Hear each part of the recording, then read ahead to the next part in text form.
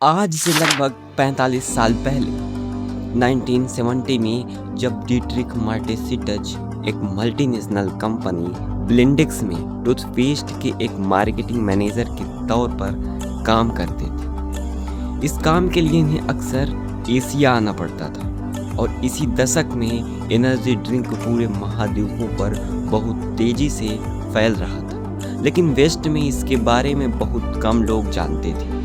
1980 में डीट्रिक मार्टेसिटज थाईलैंड आते हैं किसी काम से। यहाँ उन्होंने देखा एक लोकल ड्रिंक क्रेटिंग डेंग जिसे ट्रक ड्राइवर और वर्कर्स पीते थे। यही देखकर इनके माइंड में एक आइडिया आया, ये चीज़ यूरोप में नहीं, वहाँ पर एक बड़ा मार्केट बनाया जा सकता है। यही आइडिया उन्हें ले आया क्रेटिंग डेंग के मैन्युफैक्चरर के पास।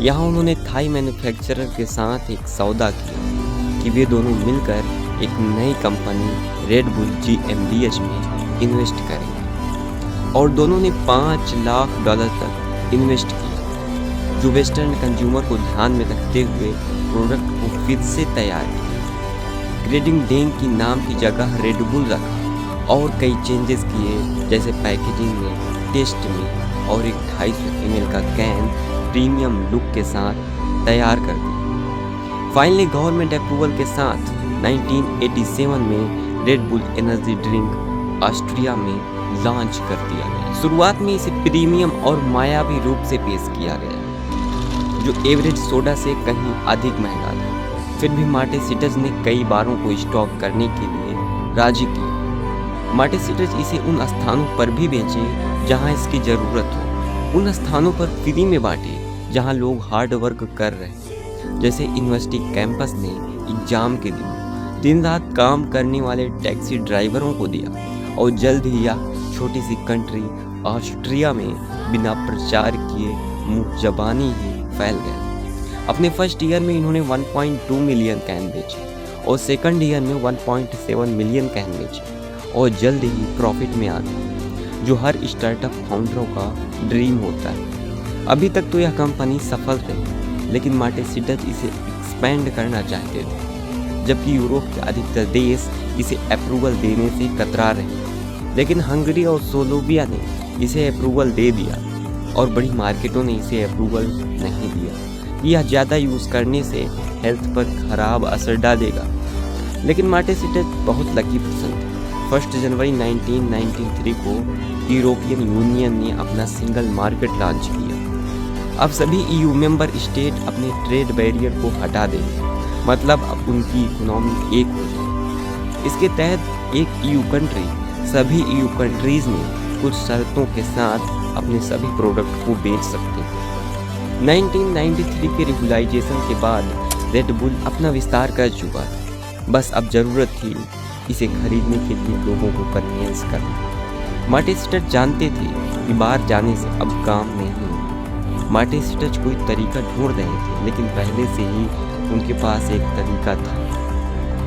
1985 में गर्मियों के आखिरी में ऑस्ट्रियन ग्रैंड प्रिक्स चल रहा था, जिसे अब रेड बुल सिंगल से भी जाना जाता है। ऑस्ट्रियाई ड्राइवर जेरार्ड बर्गर अपने दूसरे सेशन के बीच में थे, तभी उनके पास एक रैंडम आदमी डीट्रिक मार्टेसिटज आते हैं और अपना सोडा बेचने का नया आइडिया बताते हैं और बर्गर को $10,000 ऑफर करते हैं इसे स्पॉन्सर करने की। हालांकि यह स्पॉन्सरशिप के लिए कम रकम था, लेकिन बर्गर को पैसों की ज़रूरत थी। इस स्पॉन्सरशिप डील से कुछ ऐसी तस्वीरें निकली। इन तस्वीरों के जरिए रेड बुल ने दुनिया तक अपना मैसेज पहुंचाया और लोगों की भावना में बसाया कि रेड बुल वही एनर्जी ड्रिंक है जिसे हाईली परफॉर्मेंस एथलीट पीते हैं। फिर लोग इसे खरीदते थे, जिससे रेड बुल फिर से यही करता। मार्टेसिटज बड़े स्पोर्ट्स का स्पॉन्सर अफोर्ड नहीं कर सकते थे, फिर भी शुरुआत छोटे sport, risk taking, highly visual,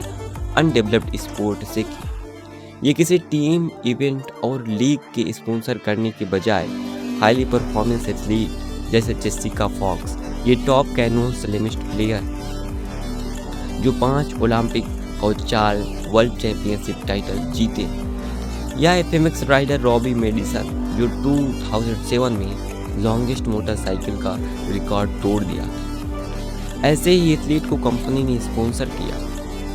company ऐसे एथलीटों पर डॉलर खर्च करने की रणनीति बनाई जो कम मशहूर थे, लेकिन लोगों का ध्यान अपनी ओर खींचते थे। उदाहरण के तौर पर टॉम पीकॉक, जो किसी भी स्पोर्ट में पहले स्थान पर नहीं, लेकिन ऐसे साइकिलिस्ट हैं जो रोड साइकिलिंग और माउंटेन बाइकिंग करने से बहुत मशहूर हैं, क्योंकि यह कॉम्बिनेशन ऑलमोस्ट अनहियर्ड सा लगता है। फिर भी इन्होंने गोल्ड मेडल जीते, और जब भी इन्हें कॉन्ट्रैक्चुअली अलाउड किया जाता तो ये रेड बुल लोगों की गियर पहनते हैं। रेड बुल ने अपनी मार्केटिंग करने के लिए एथलीटों को स्पॉन्सर ही नहीं, बल्कि उनका एक नेटवर्क भी बनाया, जहां पर खिलाड़ियों को ट्रेनिंग, सैलरी एंड सो मोर बहुत कुछ दिया। रेड बुल अब तक छोटे स्पोर्ट में मजबूत पकड़ ही नहीं, बल्कि पूरे खेल को ही बदल दिया। ध्यान से समझो, बड़े खेलों के लिए गवर्निंग बॉडीज होती हैं, जैसे फुटबॉल के लिए फीफा, रनिंग के लिए वर्ल्ड एथलीट, टेनिस के लिए ITF। ये इंस्टीट्यूशन